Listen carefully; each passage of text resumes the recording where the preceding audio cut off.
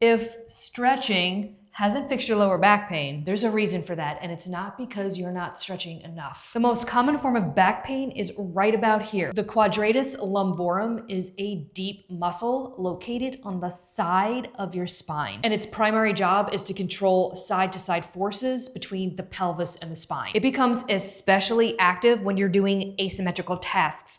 That could be standing on one leg, it could be like shifting side to side, and the most common form, which a lot of people don't even think about, would be just simple walking. So when pain shows up here, it is never random. It's usually a sign that the muscle is being recruited repeatedly to combat instability somewhere else. So it runs from the top of the pelvis to the bottom of the rib cage, and it actually runs right along the spine on each side. So it doesn't sit on top. It's like this deep muscle right in here. So that means that it physically links the pelvis and the rib cage. That means that if there's any disconnect on this region right here, it automatically puts the demand onto this muscle. Stretching can relieve temporarily, but it doesn't change how the force is managed when you stand up and you start moving again. The body still has to stabilize and do the same thing all over again. So what happens is this muscle steps in, still has to stabilize, and it just tightens up and gets overused all over again. This is probably why you've been stretching for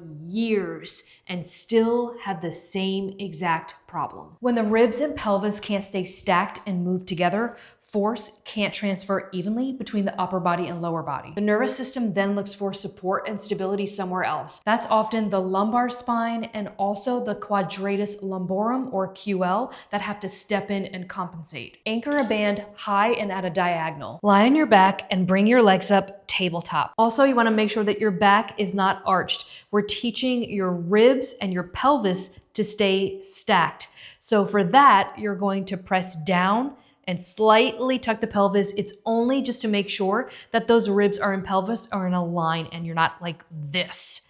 So keeping this position, you're gonna engage your core by squeezing your abs. Then you're gonna bring the bands down, keeping that position, holding down at the thighs for a couple seconds, and then slowly coming back up.